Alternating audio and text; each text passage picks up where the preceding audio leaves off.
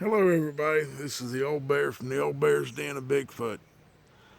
My voice is a little hoarse today. I'm in a little bit of pain today. Did something to my foot. But as promised, I'm going to bring you a story from a railroad. So this one's kind of tame. We figured that we would give y'all a picture of the roses that I got my children's mother, my beautiful bride, the one with the lovely voice that sang for you in a previous video. Um, we got her those for her Mother's Day present. She enjoys them. She loves looking at them, and they're blooming. So she's real happy about them. She's proud of them. Anyway, and yes, they're inside of four-wheeler tires. And the reason they're inside of four-wheeler tires, we have a very rambunctious young man that is our son that comes up and does the weed eating for us, that has killed a couple of flowers before, not knowing what they were. So Mama said she's making sure they don't get killed. Anyway, this story comes from the mountains of Virginia.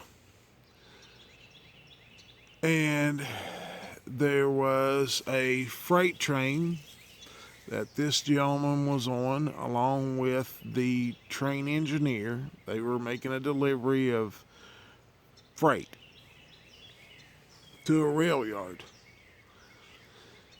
And they was bringing the train across some of the mountains in between West Virginia and Virginia in the Appalachian Mountains. Now they had to pull over onto a side track to let a passenger train go past them. Well, they had been sitting there. They got up there to where the switch had to be thrown, so the one guy got out. He went over to try to throw the switch. Well, it was dark. He couldn't get the switch to throw, so he hollered at his buddy, the engineer. And he come over, and they found out what was wrong. There was a tree limb or something had got either from a flash flood or whatever. We don't know how it got in there, and I'm not saying Bigfoot done it, but somehow or another it got into the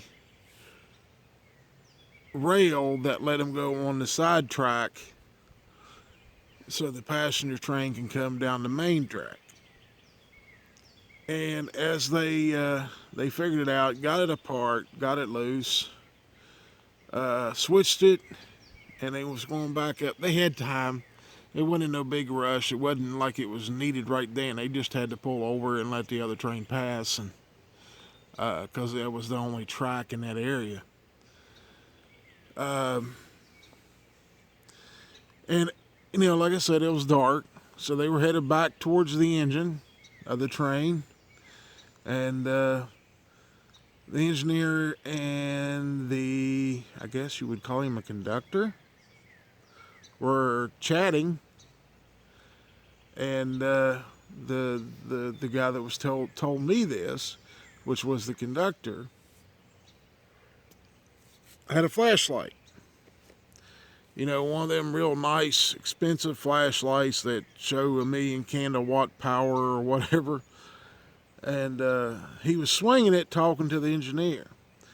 Well, when they got to the front of the engine, the engineer looked at him and said, "Hey, what is that?" And he was pointing at it. He said, "I just saw it. What is that there?" And they were looking into some trees that were next to the train tracks. Well, the guy raised the flashlight, shined it in a direction that the conductor was the train engineer was talking about, and lo and behold, there is something standing there.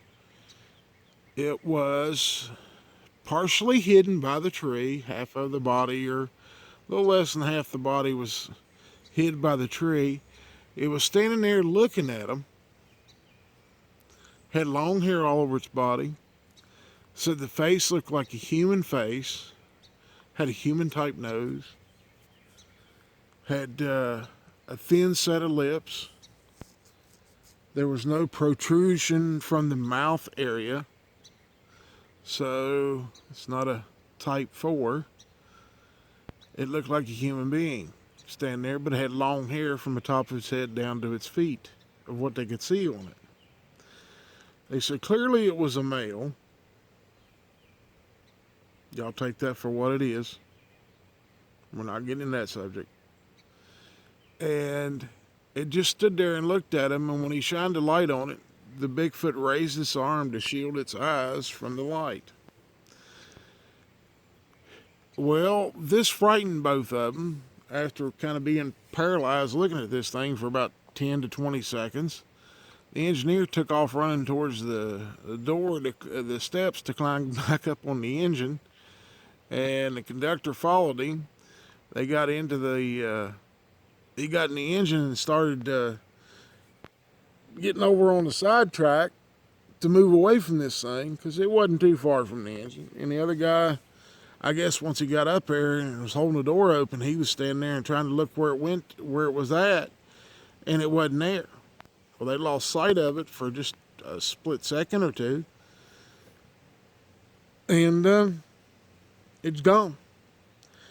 So that was their experience. I hope y'all enjoy it. I hope you enjoy the beautiful roses that my wife is all giddy over. I hope y'all enjoy the view.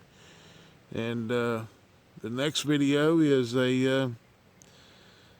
I'm doing them backwards. I'm doing the nice one first. Then I'm gonna do the one that caused a little bit of injury and second. So I know it's gonna upset y'all, but bear with me, guys. Y'all stay safe out there. We love you. Y'all have a wonderful evening, and we'll talk to you on the next one.